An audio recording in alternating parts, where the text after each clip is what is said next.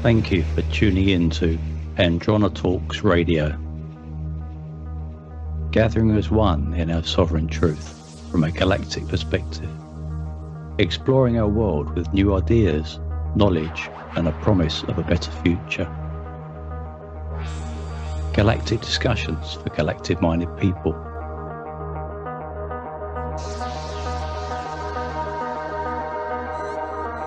Androna Talks.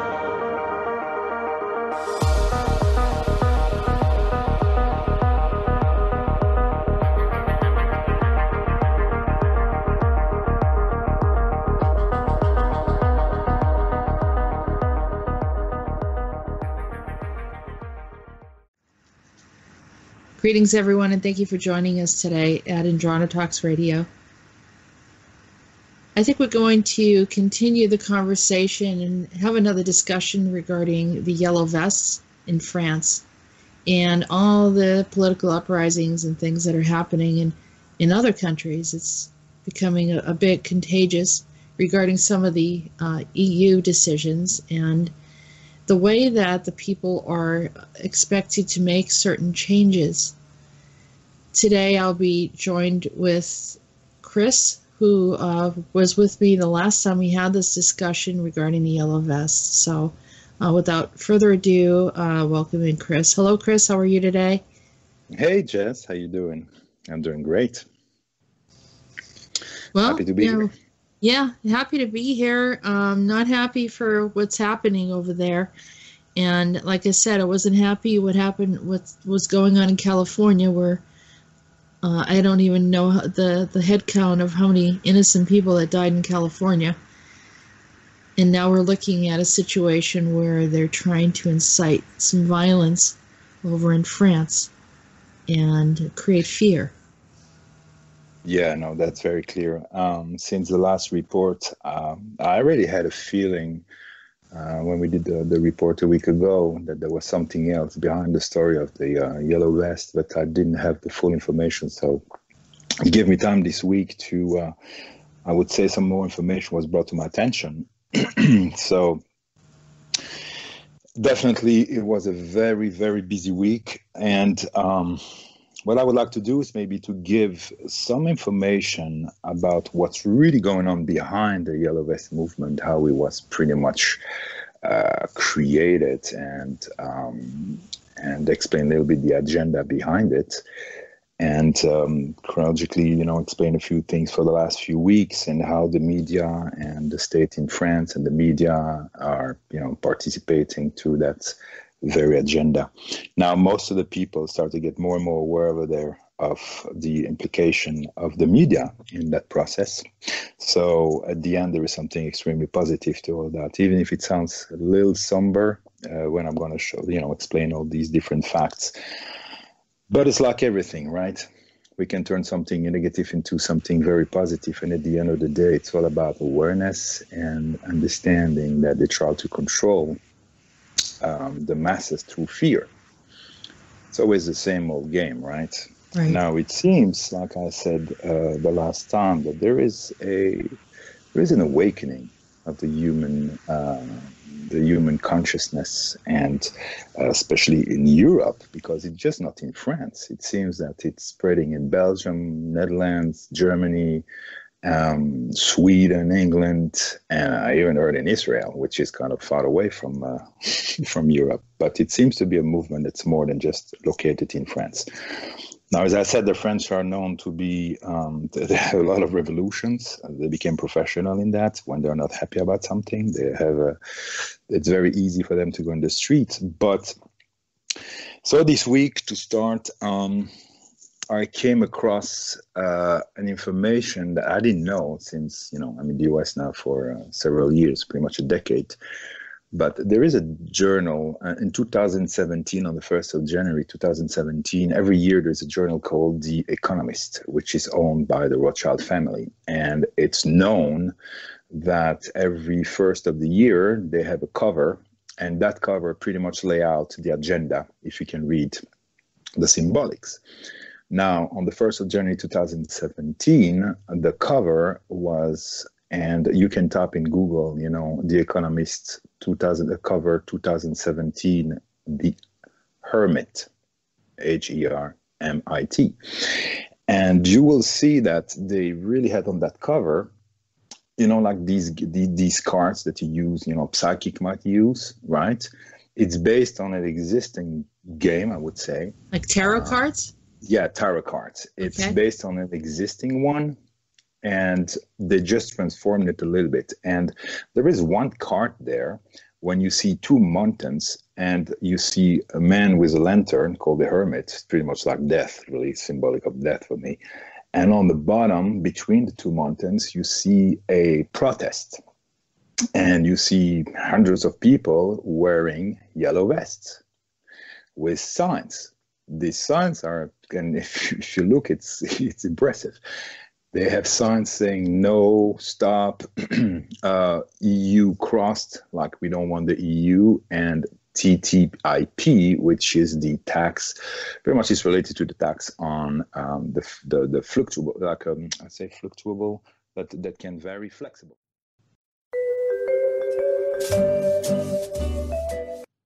Okay. Something about the magazine. The magazine was showing the people wearing yellow vests protesting. So we acknowledge that the higher echelon are aware of time travel and are working probably directly with some of these corporations like Monarch and Mobius, and can foresee what's happening in the future. Absolutely. So when I saw that, I thought, well, that's interesting. I thought of the same thing. So in 2017, 1st of January, it was already pre-planned that there will be a year later a yellow vest protest for the exact same, reason they are protesting right now. So going a little further, investigating a little further, I came across some other information where it seems that it seems not important, but it's important in some ways. So when in May, Macron was elected with a 66.06%, which is a specific number. And as I said in the last report, when it was inaugurated, it was not inaugurated with the French anthem, but with the European anthem, which was already a big surprise.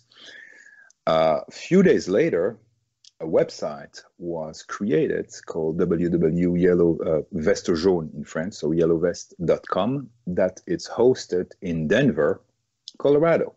So, what out of the airport? What was the address? Very close to the airport. And sure, of course.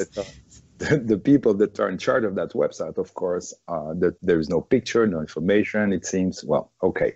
So that already is one thing that's a little weird. Why a website about Yellow Vest is, anchored in Denver? And we know the airport at Denver is, a lot of symbolic, Illuminati and Cabal symbolic over there. Mm-hmm. So that's the first thing. So now we go back, we go a little further into November.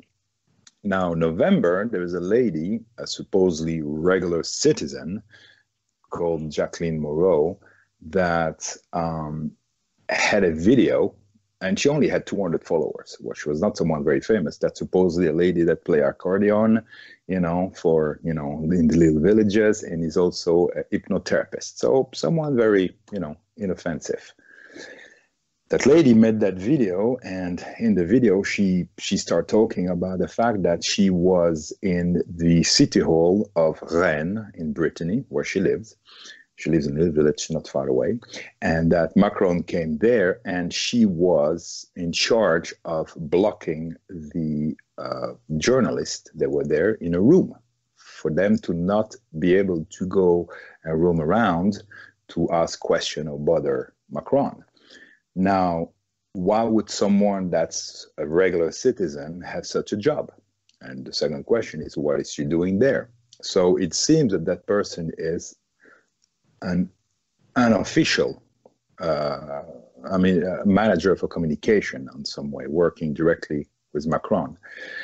So she was in charge of that room, blocking all the journalists, and then came the coup de grace, the nail in the coffin that started that whole protest, because she was explaining that while the rich people were having a huge buffet with lobster and Angus beef and, you know, all that stuff, well, you had all these poor workers earning only 40 euro a day. They were starving, and at the end, when they were done, they threw everything in the bin.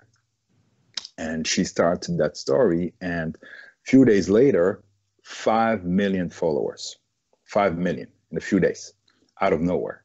So a lot of people in France are asking, how is this possible? Unless there is a serious push from powerful people. Facebook, I don't know, YouTube, that definitely they push that narrative. So the Yellow Vest started in November. And so wait a minute, you're saying that in one day, here she is. She's clearly an insider with Macron, but she's acting like she's the people's representative. Yep. And in one day, she gets how many million? 5? 5 million. I mean, that's a dream for everyone that has a channel, right? So that right there is a huge red flag. So a lot of people start to notice that. But, right. You know, in the same time, they hit the country with that tax on the gas and fuel and, you know, and electricity, which is connected to the TTIP that you can see in that card on the cover of the 1st of January 2017. So it's all following the plan. Then they called these actions, like the first weekend, they call it Act 1, and then the second weekend, Act 2, and so on, right? Well, who calls it that? The whole protesting group? Yeah, the protesting group, yeah, the Yellow Vest. Okay. So on the first weekend, the media started to explain that they went in the street because of the raise of the price on fuel. And when they start to interview people in the street, especially, not specifically the media, but I mean the alternative media, well, people are saying, no, that's just the drop in the bucket. It's just that we can barely, like I said, the last report, we can barely feed our kids. And we are, I mean, pretty much we have so many taxes. I mean, he's doing the exact opposite of what he promised when we voted for him. And right now we can barely live. It's impossible. So all our money is going to the rich people or somewhere in Europe, but not for the French people. So that narrative didn't work. So now comes the second act. The second act, of course, they needed to come with another narrative. And suddenly the media start to talk about the fact that, well, you know, if they didn't go out there, the Yellow Vests for the tax on gas and on diesel, which is supposedly to support the ecology, they have a whole program for the ecology related to the carbon tax and all that. Well, we're going to say that now the people are against the French people are definitely rioting or protesting against the ecology. They don't want a clean planet. So, of course, when they went in the street, the citizens were like, no, that has nothing to do with that. We want a clean planet. We love our children and we enjoy this, clean water as much as, clean we can be. It can be, but yeah, we want the same for our children. So that narrative didn't work either. So comes Act 3, which is the third weekend. Now comes a third narrative. The narrative was, well, there is a lot of violence, a lot of groups from extreme right and extreme left, anarchists or, white supremacists that are obviously going to go and starting riots and destroy properties. In the meantime, there is a document that circulates that shows from the police department pretty much that 9,000 policemen from different factions of the police, which are highly trained, not just regular police guys, but highly trained sections like, for example, anti-terrorist and all that, right? Had a mission to insert pretty much mixed with the protesters, and supposedly to be able to grab the violent people. Well, here goes that there are some videos that were recorded when you see guys that are dressed like Robocops, literally, right? Which is, by the way, very strange when you see that these people are not violent at all. I mean, there might be some violence here and there, but now we didn't understand where this violence started. And then there are some videos when you see these guys changing themselves in the back of the van.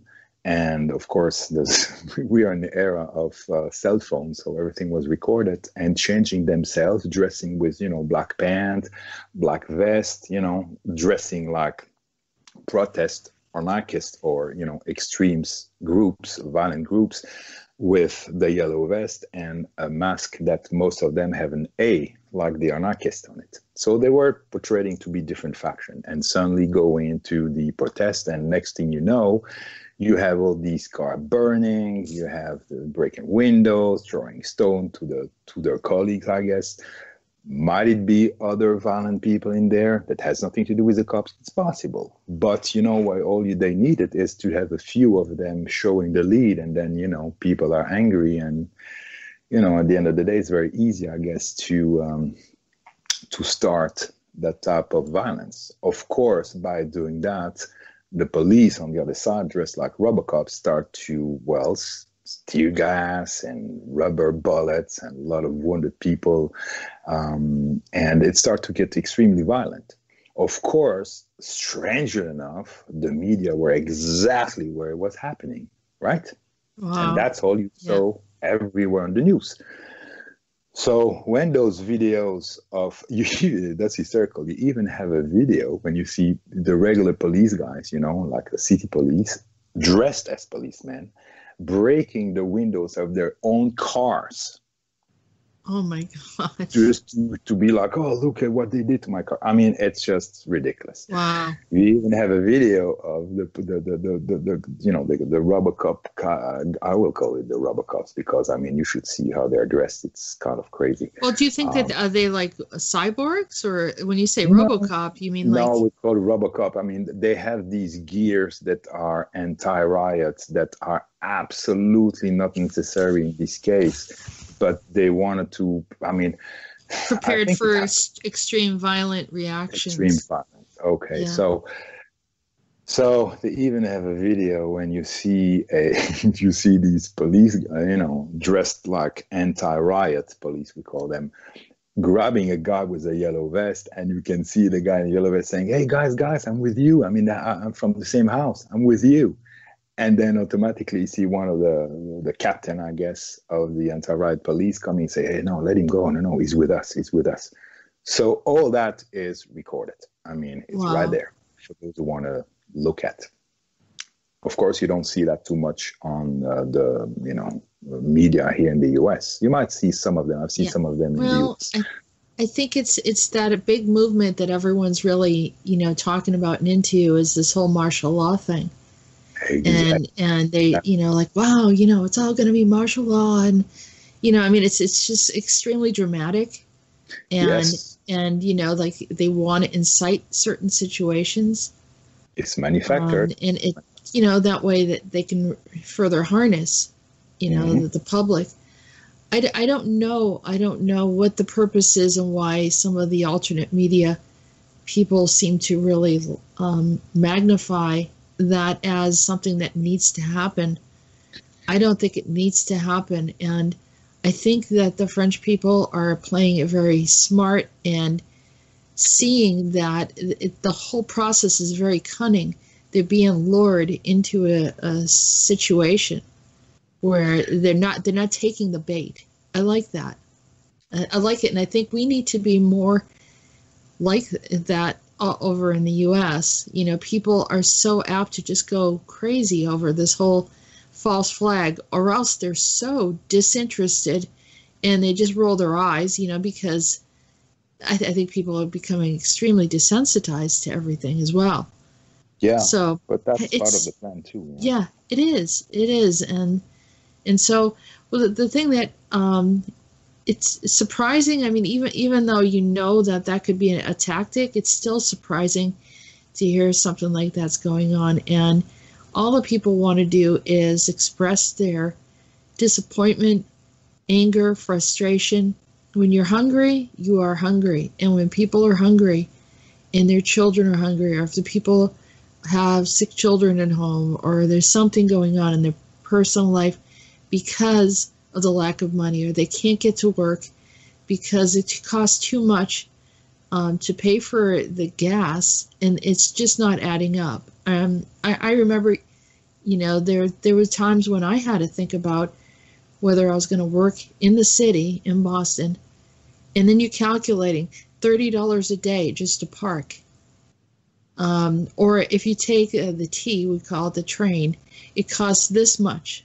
Or if you take a commuter rail. And at one point, I lived outside of the city on the coast, and there was a commuter boat that brought you right to Boston, and that cost an arm and a leg. So now you have to factor that into the expenses of just getting to work. And, how much are you making any money at the end of the day? Exactly. So, it's the same thing. It's the exact same thing over there. And it's all part of the same agenda. It doesn't matter if it's US or Europe. As I said, in the last report, it's all part of that social, I could say in English, National Socialist agenda, that has nothing to do with nationalists. It's another agenda. Anyway. What is the cost of petrol or gas over there right now per gallon? If you do an equivalent of what we're paying over here. $7 to $8 the gallon. So for them to say this is the tipping point, now that this is a decision whether or not we have food for a couple of days per week, is that valid in saying that? Because of the increase in the price for some people? Well, are they trying to figure out when they're going to eat? They have to make a choice. Both of them have to work. There is not enough jobs anymore in the rural little villages and little towns. They have to drive 50 to 60, 70 miles. It doesn't seem a lot here in the US, 60 miles, but over there it's a lot. And they have to have 2 cars, which they cannot afford. So, they're very limited. And when they go and drive all that distance, doesn't mean they're going to find a job where they're going to make tons of money. Some of them just barely make $1,000 a month. So when you count all the taxes for the car, the insurance, this, that, plus the gas, plus all the different taxes they have to pay, plus, at the end of the day, after the 15th of the month, they have no more money left. You're working for free. Literally, yeah. So. Yeah. So what's the purpose, right? They were kind of asleep, realizing, okay, well, maybe, things are going to get better. But, you do that 1 day, 2 day, 1 month, 1 year, 5 years. After a while, you realize, okay, it's not going better. So what's happening now, we had the 4th week that happened last week. And at that point, they realized that, okay, the media and the government through the media realized, well, we need to really steer things up. So they started to have these anonymous call on radios and television of people saying, yeah, I'm a yellow vest and I have information that people are going to come with guns and they're going to go with a clear mind to go and kill cops. And so, of course, we don't know that's true, but that sounds a little fishy for me because out of nowhere. They put that on the radio? Yeah. Supposedly, here we have someone from the yellow vest that needs to talk to us, cry a little bit, show his anger, and then give that information. So, of course, later on, you had Macron and his government saying, when it's like that, now we're going to bring 89,000 cops. We're going to bring some armored vehicle, things that are so disproportionate compared to what's really happening. Now, you need to understand that there were riots. There were a lot of, broken windows and a lot of things happening. But who really created that? Maybe the very same one that create the problems, wait for the reaction, and then bring the solution, which is what? Yeah, create a problem. Yep. Yeah. So what happened there is the yellow vest, which are the regular citizen, in the same time, that lady that started that, that whole movement that got 5 million video, hit on her 5 million followers, suddenly show a video, and in the video she's saying, this is literally what she said. We want Who is we? I thought she was alone. Right. Mm-hmm. We want that each region elects a spokesman, because the movement needs to have some people representing the movement. So a lot of people showed up.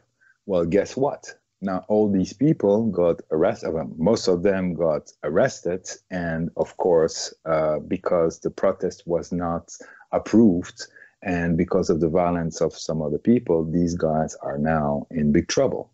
So they needed someone responsible. The problem is that as long as there's no spokesperson, they cannot arrest anyone. You know what I mean? Because you have like, I don't know, how many hundreds of thousands of people in the street. Who is a spokesperson? There is no politics connected to it, no union, no nothing. It's just and then they can make their big statement exactly by arresting that one individual who's foolish enough to raise her hand and say, yes, I am the spokesperson for this group. And then wow. Macron did a whole speech last week saying, oh, I hear you, my brothers and sisters, you know, I'm going to raise the minimum wage to $100 more. And I'm going to ask all the owner of companies to give you a little bit more money for, you know, for Christmas and New Year's Eve, whatever. All that was just a joke. And most of the French people understood that because that was already the plan for next year. They didn't create anything new. They just, you know, accelerated their project. But on 100 euro, it's really 50 euro because you have the tax on everything else. And who's going to pay for that increase? Well, the people. So it's like, I take money out of your pocket so I can give you money. At the end of the day, that doesn't serve the purpose, right? So everybody was laughing about that joke. And funny enough, there are also some people that mentioned that the French flag that normally is always behind, you know, the president, all the president had the French flag in the back. That one was rolled around the stick, right? And next to it was the European one that shows 4 stars and 2 reflection in the window. That's 6. Now that's an important numbers for these Rothschild guys, right? Mm-hmm. Because the plan obviously is that on the 5th, especially on the 6th one, that's what it said. Okay, I have no confirmation on that one, but that's really what their agenda is, I think. On the 6th one, we already have seen some snipers on the roof. Why would you have snipers on the roof?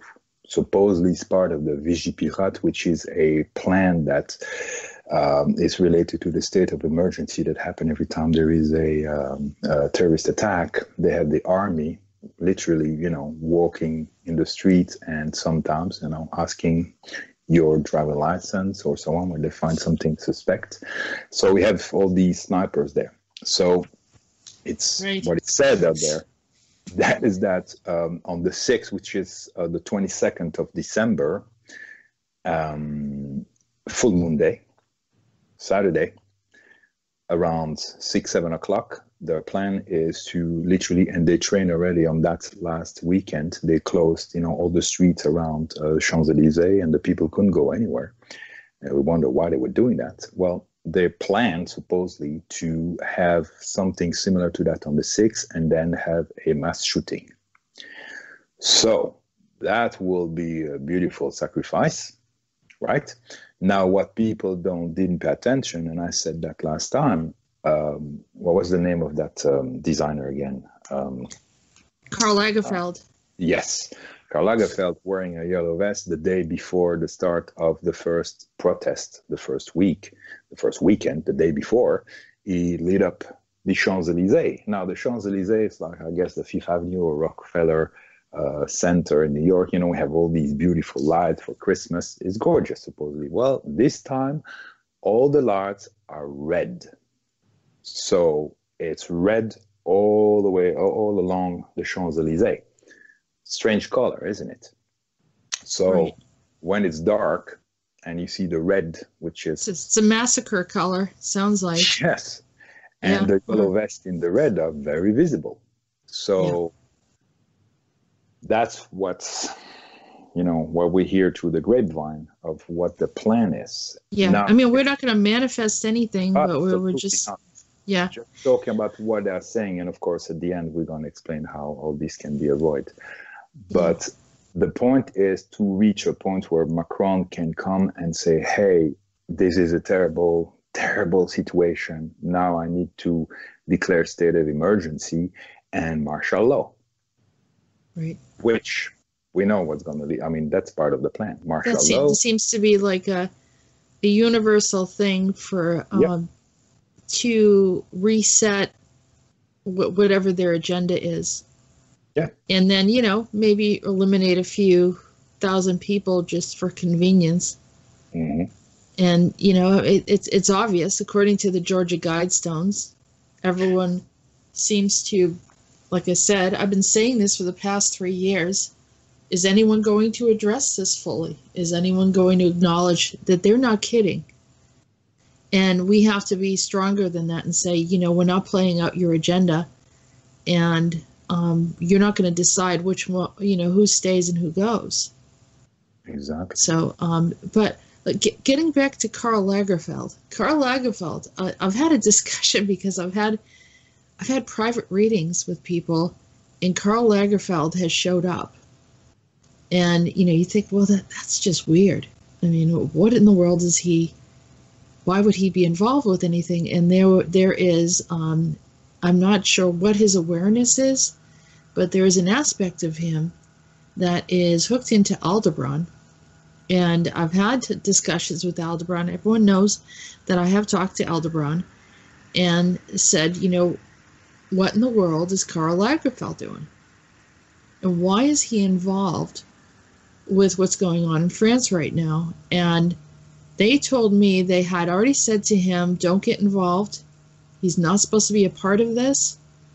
And they are, you know, using the energy of Aldebaran to play out some of their agendas. And so he's not supposed to be involved, but, you know, has been somewhat hijacked, I guess, or influenced in a way, and got engaged in he's not supposed to be engaged in what's going on politically in the earth. The Aldebaran are not they're supposed to maintain neutrality, and contrary to what happened in Germany, where, you know, they assisted, they shouldn't have assisted the Third Reich and the Tula Society. They weren't supposed to be involved, but they got involved. It was a mistake. They know it was wrong, that their tech and information was used and misappropriated. And so Karl Lagerfeld is now being influenced. And so I don't know. I don't know what this is all about. I don't think he's supposed to just be here. The Aldebaran is a neutral group. They're supposed to be a neutral group and not supposed to be interfering. And just a reminder that, you know, as we have come here, this is what they've said, we have come here to assist and to help out the planet, and also to probably correct a lot of the problems that occurred earlier. And so here is, you know, something playing out again. We need to be very, very careful that there are no additional problems that were not necessary to happen here. So sorry for that interruption. I just felt like I needed to emphasize this. And you had a series of things that you were referring to. This the first, the second, the third. I don't know. Maybe just proceed with whatever you're talking about. So today, the fifth act just happened, and I was following a little bit what was going on, and it seems that the information about that specific event that's planned start to spread, and a lot of people are aware of that. So the Yellow Vest, every time they saw someone starting to throw stones, they were pretty much jumping on him and asking him to stop. They came there with white flags and talking to the police guys, say, hey guys, you know, you're brothers and sisters, you have family too. We are not here to harm you. We were here peacefully. We just want to protest against something that doesn't make sense for us. And now they're all literally proclaiming they want sovereignty, which is very positive, right?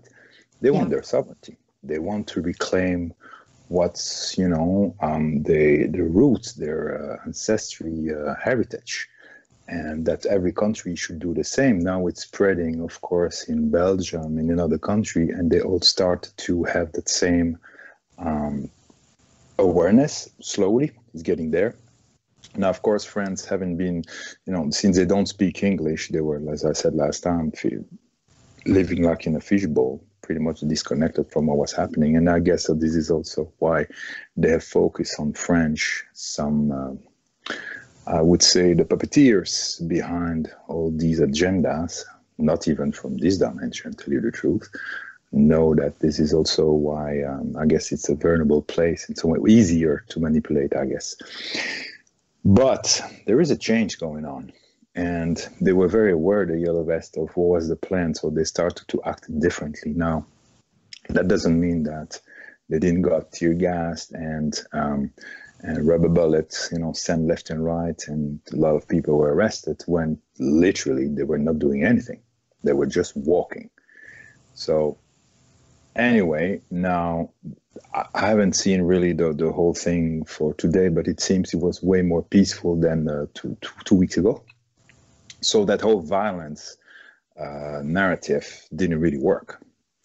So now what was interesting, there's a video where you see military crossing the border between Belgium and France and others coming from Germany, having yellow vest at the windshield. So the yellow vest at the entrance of the borders let them go through thinking, oh yeah, they're with us. And it seems that the question is, why are Belgian and German military coming into France? We are sovereign nations. We have an army here. Why do we need the European army? Because obviously they had these blue beret. That's kind of like, they have the how you call it, the blue helmets of the UN, the EU. What's the EU? It's an EU army. It's army, okay. And Macron wanted to push that, the EU army, to protect against China, Russia, so and America. It was the Belgian and the Germans that involved. Yeah. Okay. So that'd be interesting to get Peter the Insider to explain what this is about. Well, I'm just explaining what I've seen, what I've heard, right? This is not specific my intake in this, but based on videos here, they are saying, well, why do we have, other countries' military coming into France? That's a violation of our sovereignty.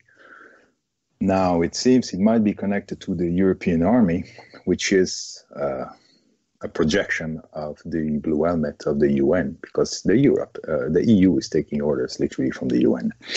Now, what is very important is that is happening. But what happened, the yellow vest was really the tree that hides the forest.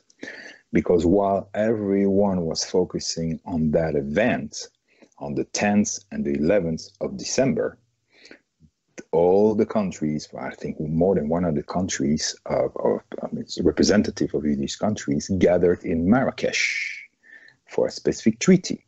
That treaty is pretty much created through the UN, which is the UN Migration Treaty, or called the Marrakesh Treaty, where all representative of all these countries, by signing that treaty, would allow pretty much censorship on freedom of speech, open borders and migrations, huge migrations through Europe and the US and all that, right? For those who signed. 169 million immigrants by 2025 coming into Europe, 59 millions in France, knowing that France is around 60 millions right now. You understand what the implications are here. It's literally the destruction of the European sovereignty and, as they call pretty much, the white people, those who are there for hundreds and thousands of years. Well, these are the native people that live in the country that being asked to move aside while others come in. Now, people say, well, America is a melting pot. Everyone kind of opened up, but that happened over years. It didn't all happen at once like that. What this does is something completely different than what people think it is. It creates a huge pressure financially on the government and further exacerbates an already present situation regarding financial issues for the people, the native people there as well. So what has to happen, it's not only is a breaking point, it's like the breaking of the dam where it's going to be overflowing. Something's going to happen because it will be huge, and then it creates another displacement. So now the people that are native to that land, that built it, that established it, that maintained it, that protected it, that nurtured it, that loved that land for all these years, are being asked to move aside, let someone else take over, and let's see what happens. And then very likely then they'll get displaced. So where do they go? Do they roam? Do they just kind of walk around? And what's going to happen? Well, I have a message here from a friend of mine who lives in South Africa. And so these brilliant plans that they have at the EU, here's something that should maybe be considered. If you're going to talk about what's happening and why things are going to, transpire, then this is a comment from my friend Vanessa. She lives in South Africa. She says her family is third-generation farmers, but her dad sold the property in the late 80s. Her parents lived in a rural community. Most of their friends and extended family are farmers. And this is what we're talking about in South Africa. She said that at some point she chose to, she lived out of the country and then came back home. But she's trying to figure out what in the world's going on. She said a lot of what we are facing is I'm going to read what she said. What we are facing is some stress and uncertainty in South Africa as the government threatens to seize white-owned farms without compensation in order to redress the ills of apartheid.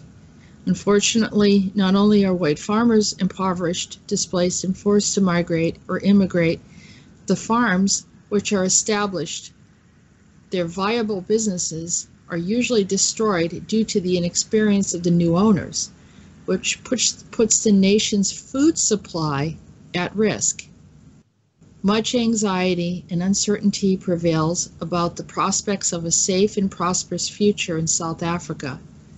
The vision of a failed state, such as Zimbabwe, is looming unless some sensible leadership is established. And she said, I've appealed to our benevolent guides to intervene in creating a peaceful and prosperous outcome. Sadly, a large section of the population still lives in extreme poverty, inhumane conditions, in shacks, and in squatter camps. So they're asking, everywhere they go, they're creating a problem. So the question is why, right? If in South Africa, this is what she claims. Now they're bringing up apartheid, right? So now the division, black against white, right? And then in the Mideast, the Jewish people against the Arab people. You have all of these created conflicts, right? To further establish an agenda of using the conflict to create a scenario where the food supply is affected deliberately. Yep, exactly. So it's not about one race over the other. It's actually about the existence of humans altogether. This is why I said this is an ET agenda.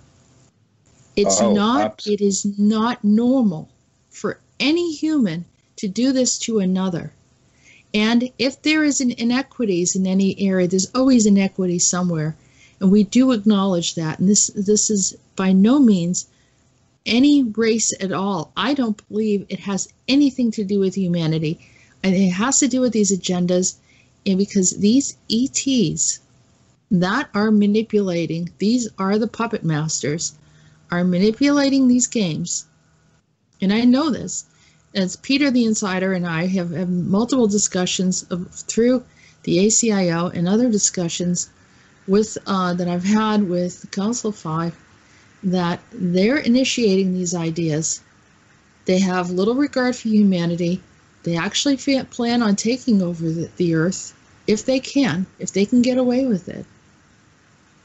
And so we're looking at these scenarios are playing out with seemingly benevolent intentions, sensible thinking, supposedly, displaying an ideal of what they think is going to be best for the people, but it's almost like they are blind, out of their minds, irrational.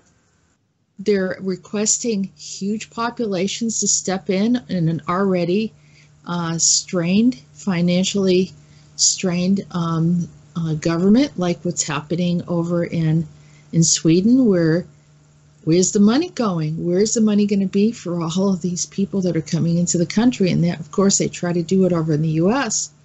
with the caravan. And,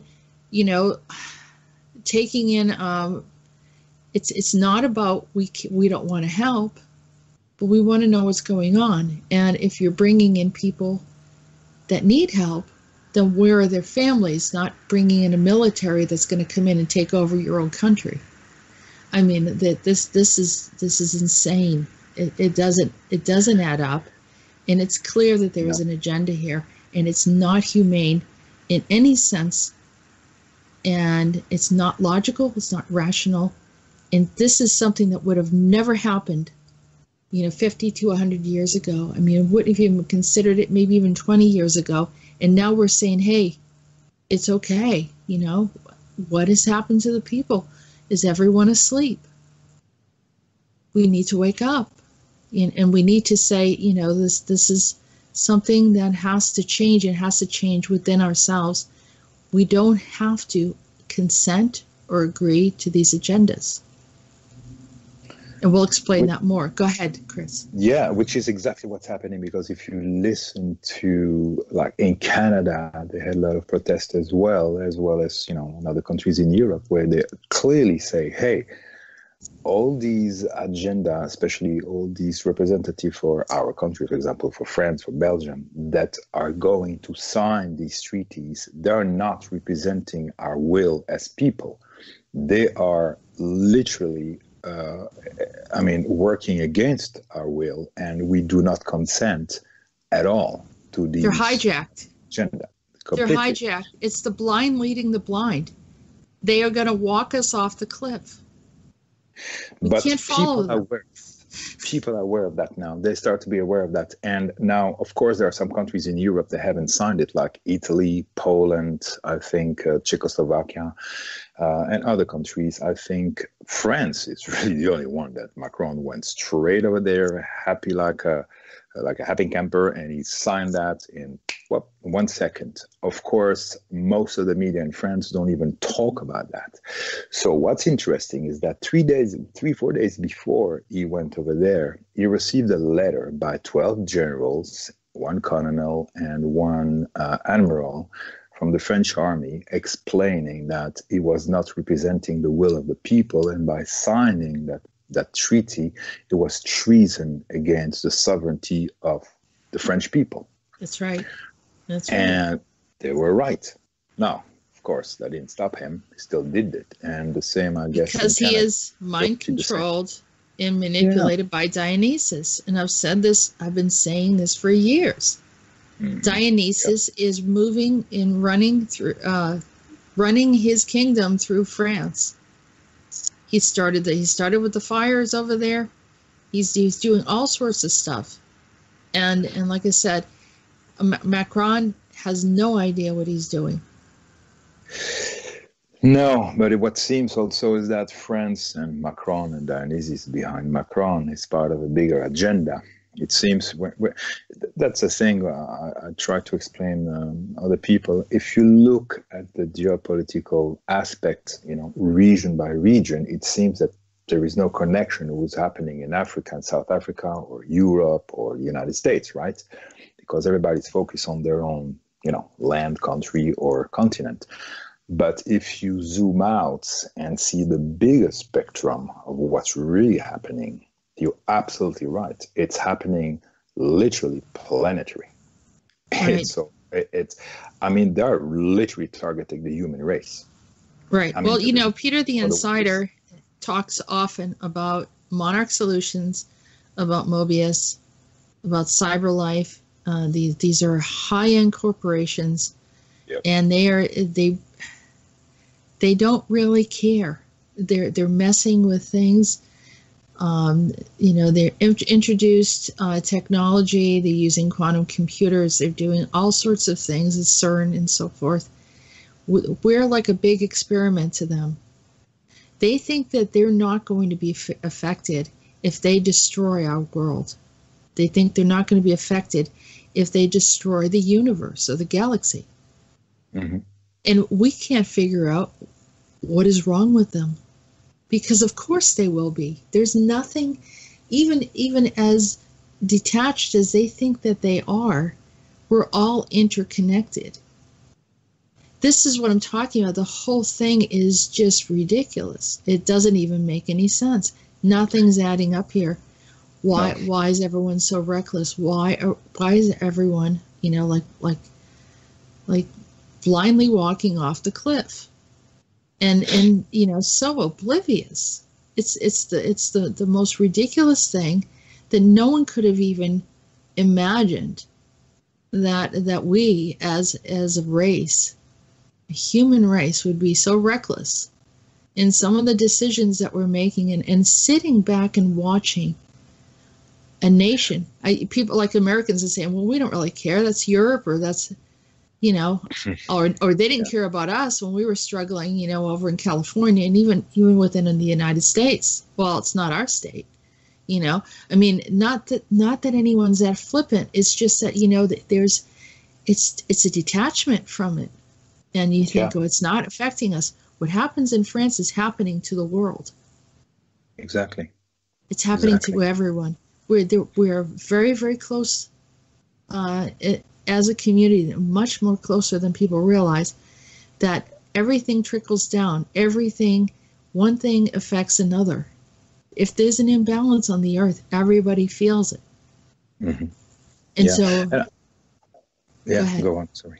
Yeah, and I was thinking, how did we get to that point where people get pretty much insensitive, like literally lobotomized? Well, we cannot forget that all these, corporations, Mobius, CyberLife, and the military-industrial complex, and all that, they really did a good job to the UN also, to contaminate the water, fluoride, to make sure to lower the consciousness and pretty much bring the people to a state of sheep. Food, chemtrails. There's a lot of stuff that we're playing here. It's not just that, one day to another, the humanity just got, desensitized. What's it in English? Desensitized? Yeah, desensitized. Yeah. Desensitized, yeah. So it's a plan that is not just, it was decided 20 years ago. This is something that I have a strong feeling and information about that. It's happening. It was planned thousands of years ago throughout history. Okay. Well, that's because they're time travelers, right? Exactly. They're laying it out, and not only that. The thing that I don't like, and I'm going to just come right out and say it. I don't like that they're using that they're all pointing at a Bible, saying, "Oh, it was prophesied. It's supposed to happen. We're supposed to all get wiped out." And then like, oh, our special people are going to get raptured out, which is very more likely an alien abduction. Yep. And they're completely playing into this thing. Don't you realize that the cabal, the ETs, the corporations, they're all aware of the belief system, how the belief system is being used against us, and they're playing out the scenario. That's why I call it, not that I'm against people's belief. I respect people's belief, and if they want to worship Jesus, they want to worship Muhammad, whoever, they want to worship Buddha or Shiva or something like that. I mean, whatever you want to worship, that's fine. Has nothing to do with it. The bigger concern is that they're taking the belief system and using it to hook you in, so that you consent that humanity is supposed to go through these tragic things. We did not come in this earth. Humans are not evil by nature.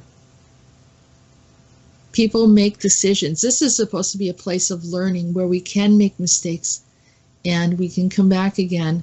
Our soul is immortal in a sense, because the soul doesn't die. The body dies, but the soul comes back again. The soul has other existences. So what is the real issue? What is being played out here? Well, we're missing an opportunity to grow, to learn, to expand, and actually to embrace some of the advancements of our galaxy, being a part of the galactic community. And so that if they can get us to be preoccupied with, just trying to survive from day to day, then they've got us. The hook is to get rid of us, to make us miss the mark, to keep this in a lower vibrational space. They think that if they kind of keep us there, that they'll be allowed to play out their agendas over and over again. But there is a higher level of benevolent beings that are watching over this. And I communicate with them regularly. Believe me, they know everything that's going on. There's nothing hidden in this world. Everything's being observed. And so if they think they're getting away with it, and people, they come up with their little smart comments, you guys are fake, or you don't know what you're talking about, or whatever, that's fine, that's your opinion. But I will say that I'm trying to help, and I'm trying to let you know what's going on. And Chris is here. He did his homework. He knows what's happening, from the area where he grew up, and he's reaching out to those people with compassion, knowing that they're struggling. It's not a comfortable situation to be in a place where you can't survive. This is an attack on humanity. This is not an attack on one country. This is an attack on our sovereignty, because if we consent and agree, then if we consent and agree and say that we're not worth anything, or that we're destined to go through an apocalypse, or that we deserve to go through this because we're an evil society, if we consent to all of that, then we've missed the whole purpose why we're here in the first place. We're here because we have a divine essence to us. We are wonderful, beautiful beings of light. We are a part of the divine essence of everything that's ever been created. We do not deserve this. We're not, and the only reason it's happening is because we've bought into the story. We forgot who we are. And when we remember who we are, everything's going to change. I agree. I guess the biggest fear they have is that we as humans remember our divine connection, divine sovereignty, that this planet belongs to the human. They don't belong to anyone else. No one can come out of wherever they come from, that dimension, even if they claim to be from the 6th, 7th, 12th dimension. I don't care. No one has the right to claim sovereignty on this planet. This planet, like Rodan says, has a divine purpose, as well as the humanity. I mean, which is also enraging for me, is to realize that in order for them to fulfill their plan, they're using human souls to fuel their agenda to harm humanity. When I first started doing the Andronicus transmissions, and people say, oh, that's just a story. I don't know where you got that information. You're a good storyteller. I never wrote a single story. Mm. I went to college, but I did not write like this until I really I began to communicate. And all of my books, everything was written around 2010, 2011 is when I started getting the information and started, writing down what came through. When Andronicus communicated with me, he was in a place in Andromeda where the group of reptilians came in. They had scalar technology. They were able to mind control to the point that this one species over another was able to subdue them and get them to consent and be submissive. And before you know it, they were, living in this dystopian society where, they just became a number. And it was, I could see him sitting in this like very, very small room. It was all white around it, but just kind of sitting there and meditating. And somehow, in some way, in time, space, he and I had a conversation. And he told me what he was going through from the reptilians. He called them the Vinkala. He said this group has taken over. Not only that, is they took the planet, destroyed, annihilated the planet, and made it like radioactive, because they could survive in that. They could walk around, and that was their way of claiming that land. And they completely destroyed the upper atmosphere. Now, that upper atmosphere was beautifully terraformed. And they have the technology to reset a planet. They know how to do that because they're much more advanced than we are. And we possibly could have access to that type of technology if we would not misuse it. And that's part of the lesson. I mean, all the information goes down the line where he actually shows a scenario where he misuses the technology and has to go back. But the point is that one of the things that he said to me that I will never forget is he said that they were projecting light years away about this oppression, about what they had experienced. And because of that thought form, it made its way here in a way where we thought it had to be our reality. We thought it was supposed to be our future. It's not supposed to be our future. It's already happened somewhere else. We don't need to embrace it. And a lot of these apocalyptic type of scenarios have played out in other places. We don't have to bring it here. It's our choice. We can say we don't consent to that. We don't want to bring that into our experience. So, believe it or not, it's the same players. The reptilians, the Vinkala, those are actually here, have been here for a while, and they're playing out the same thing. But they have a bit of resistance because the Andromedans have come to try to assist us, to try to let us know and give us a heads up what's going on, similar to the way that the people of France are finding out that the police are playing these games with them. And so if you know knowledge is power, if you know what's going on, don't play the game. Step away from it. Regain your sovereignty. Take your sovereignty back. Regain yourself.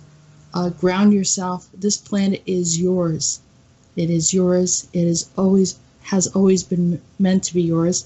The biggest lie that has ever happened, has ever come into this world, is that the earth doesn't belong to you, that someone else can take this from you, and they can't. It's a sense of knowing. And also knowing that your soul there's no one that can take anything away from you. Hold your ground. Know who you are. Spend that time of having a sense of who you are, trusting that, and allowing the divine protection to come in We don't have to go along with any of this. We are there. It is within our reach. We don't need a savior to come through this. And someone's going to get very angry when I say that, but we really don't. We have everything that we need. It's all in the inside of us. Yeah. And people Absolutely. just have to come to a realization of that, right, Chris? Yeah, and I mean, the biggest power in universe is love, and they are very afraid that we human discover that we have that amazing power within, which is that divine love. There is no separation, there is no race, no religions. No one can literally control you, because through that love, I mean, it literally break all these artificial walls that were created, you know, as you said, I explained, like happening in Andromeda. This is pretty much what I feel in that whole context. Pretty much, I think you explained it even better than I did, due to limited English here. But the only game they can play here is fear, and I had last time I would say an image that came to my mind.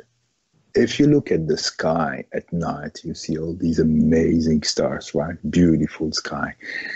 If you try to look at that same sky with binoculars, well, yes, you will focus on a certain point of the galaxy, I guess, of the sky, but you will miss the rest. And that's pretty much what they try to do here. They really want us to focus on a local situation that might be connected to your country, your religion, whatever it is, so you don't see the real picture. And if you see the real picture, realize that humanity has a bond that they're very afraid that we discover that bond. That bond is our divine connection as eternal divine beings. And once we realize that, nothing can control anyone on this planet. This planet belongs to humans, as I said, and all you need to do is to just go within and realize that very thing that sometimes, you know, I've heard that some people saying that they're afraid of their own power. What is their own power? Again, same thing. Divine love. I'm not talking about unconditional love like they talk about in some of these spiritual groups. That's conditional for me, because you're still waiting on a savior coming from outer space, whatever group they call. No one will come and save you. And as long as you think there is a savior that's going to come and help you, you're still in the infertile triangle. Victim, victimizer, savior, which is part of the Zoroastrian agenda that is played through all these different rays, that most of them are clearly known as not working for the light, and others that are the other side of the same coin, that are supposedly portraying themselves as savior, but at the end of the day are playing for the same agenda, which is not your sovereignty. So at the end of the day, just realize you don't need anything or anyone. All you need to do is open your heart, look deep in your soul, and hear that heartbeat, that song within you, that song that's shout for sovereignty, connection to the divine, and to reclaim your place within the galactic family, your rightful place. Always have been. So at this point, it is way more simpler than you think. Let go of all the fear. Fear is just one of these tools they use to make you believe that you are not connected, that you're not good enough, that you're responsible for all these horrible things happening in this planet. Here's the newsflash, guys. Most of the things that have been blamed on humanity has nothing to do with humanity. Humanity wouldn't do anything like that. Now, are there some humans that have betrayed the human race? Yes. And working with the wrong faction? Absolutely. And believe me, the truth, the divine truth, is always revealed. No one can hide their agenda, especially if they're dark. Shiva, Rodin, and all these ancient beings, I mean, believe me, they keep an eye on everything that's going on, and not a stone will be unturned until, everything will be revealed. And by the way, I think last time just did not hear that rodent was spreading, that something was happening frequency-wise when the agendas, the hidden agendas, will be revealed. Everyone will be revealed for what they are, truly. And it's time. Right. They're removing a lot of the overlays of illusion. Yes. And so that's why, for the longest time, people just wouldn't even consider some of these conspiracy theories. And now even those that are non-believers, those just, have all drank the Kool-Aid, those people, are even starting to look and say, hey, wait a minute, maybe there is something to it. And they're trying to figure out it as well, because I think it's, first of all, it is the intention of the people. It's the mass intention. The population decides which direction the earth goes in. Yeah. You are the ones, and unlike these, voting ballots and, problems with whether or not it's honest or dishonest, the conscious intention, the heart of the people are the ones, whatever it is that you want and desire, and if you want to see a change, and if you're in agreement with many, it does bring in and shifts the earth in the right direction of where we want to go. And that is a collective group thinking.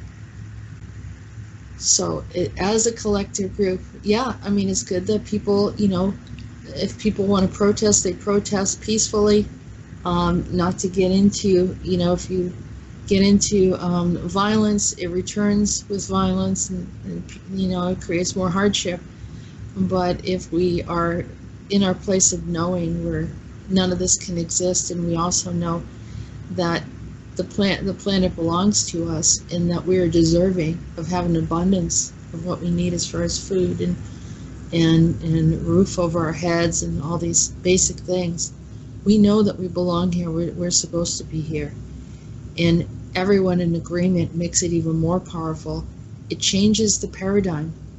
This is a moldable reality.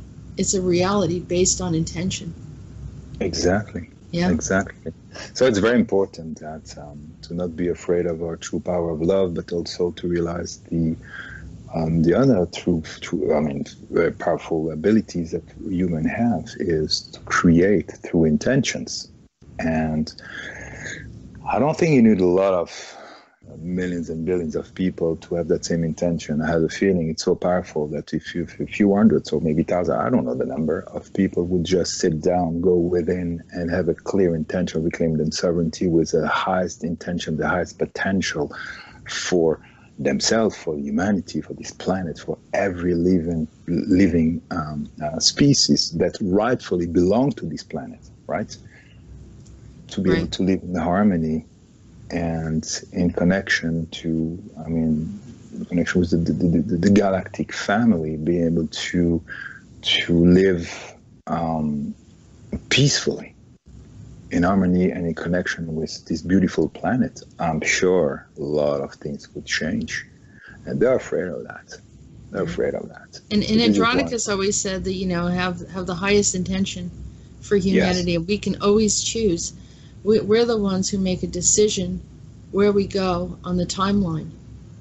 So even though they think they know our future, there is nothing set in stone because of so many elements, so many different ETs and particularly the corporations, because the ETs are not even this stupid to mess around with timelines. They know what it can do.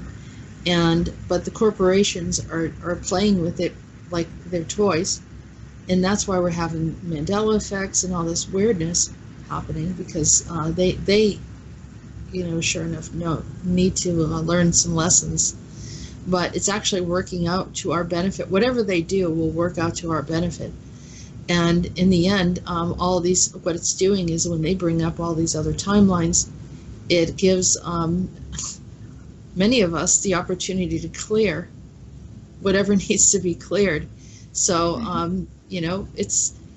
it prevents something like this happening on multiple timelines, and there's overlapping of different things, and they want to introduce different stuff to us, and we're getting so much information happening all at once.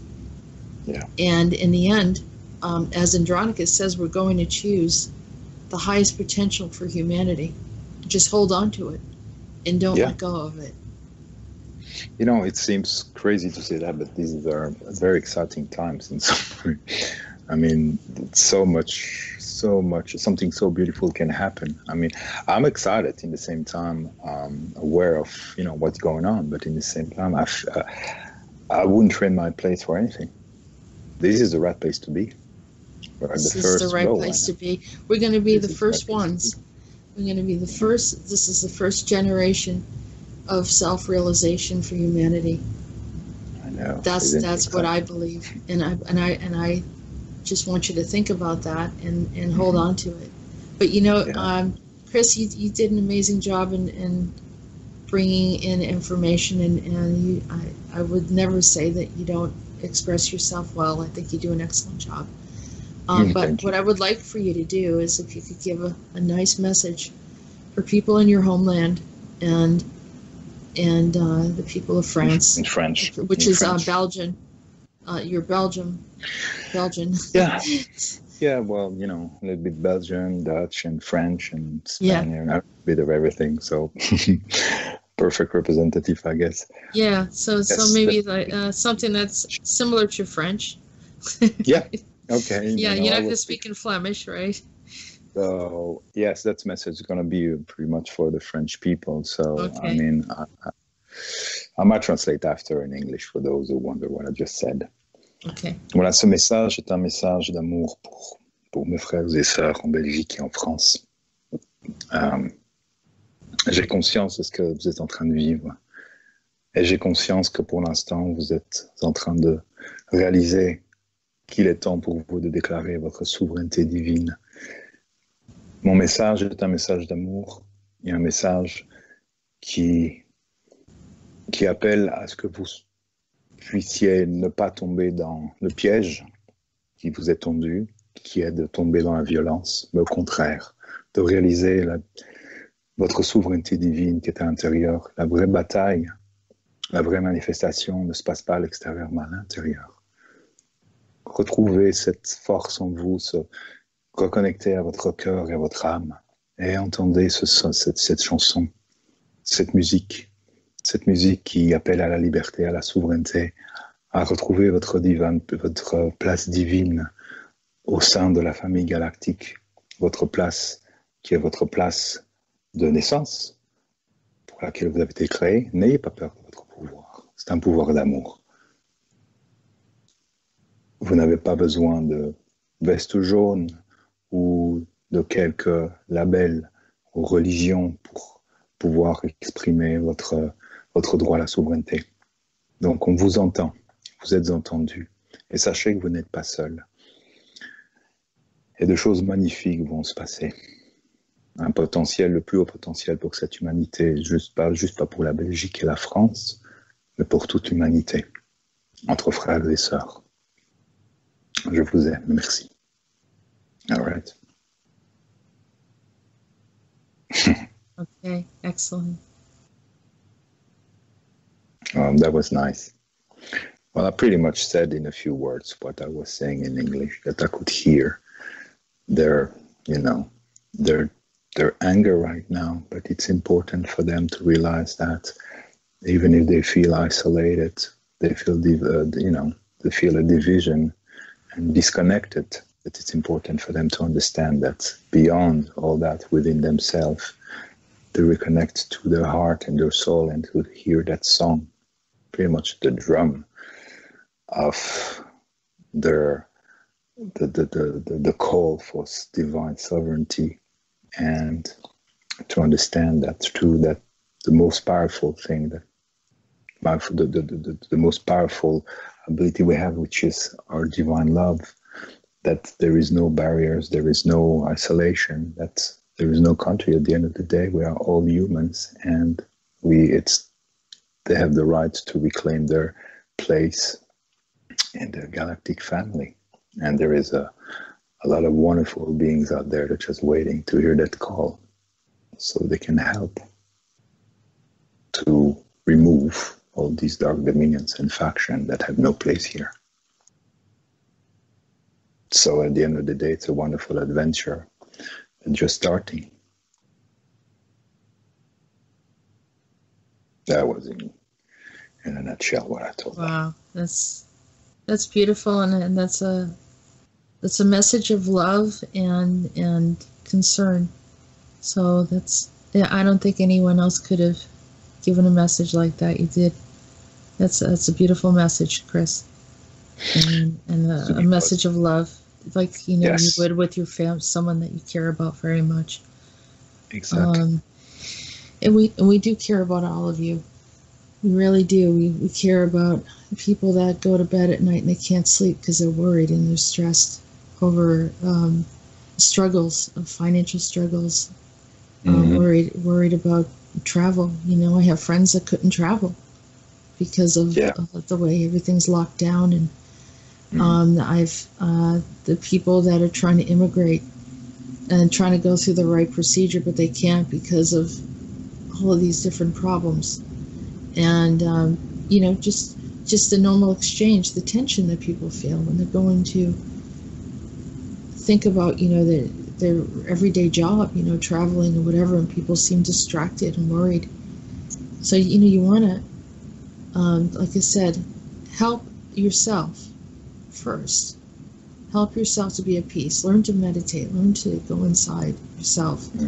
Help yourself to work through some stuff, and then help others around you in the process. We're all here to help each other. Yeah. And this is not, it's not just like little words of passing. I mean, it's really necessary. It's critical right now. Once we get past this point, then we can go back to our lives. But for now, we need each other. Because it's globally being affected, and we're not quite past that point. And there are many agendas that they want to roll out. Believe me, this is one of many nightmares that they would like us to experience. And this is where we have to stop it. And we can stop it as a unified voice and thought. But let's stay in the place of love. Let's keep love as the basis. Loving ourselves, loving those around us, and being regaining our sovereignty first, helping others to regain theirs. Exactly. Service to others. That's very important. For me, the biggest reward of all. Seriously. I'm not talking to be like I said to someone else today, it's not about being a martyr. It's nothing to do with that. No. You can't help people if you're not here.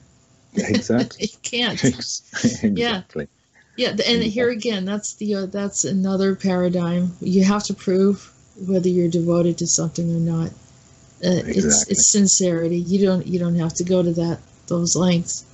Be present here. Just be there and be solid yourself, grounded on the planet.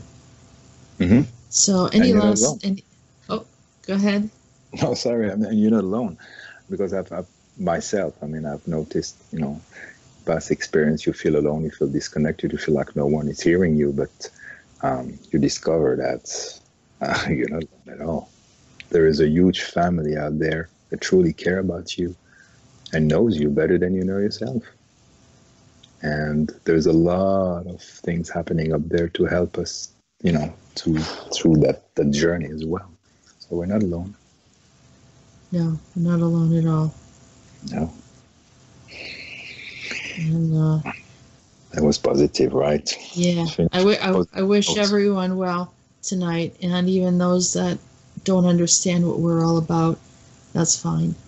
Okay. You will in time. You'll understand that some things needed to be said and done, and sometimes even talking about the difficult things that we've experienced actually brings light. As I said, knowledge is power, and it enables us to have a better understanding and handling of what's going on around us.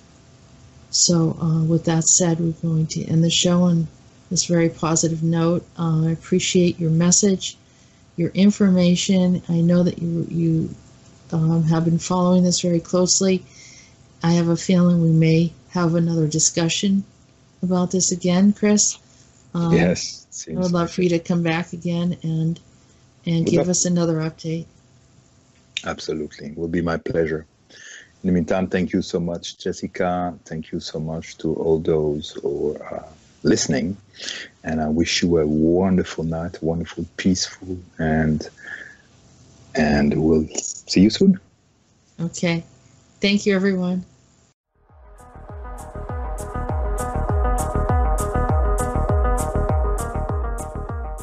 You have been listening to Androna Talks Radio.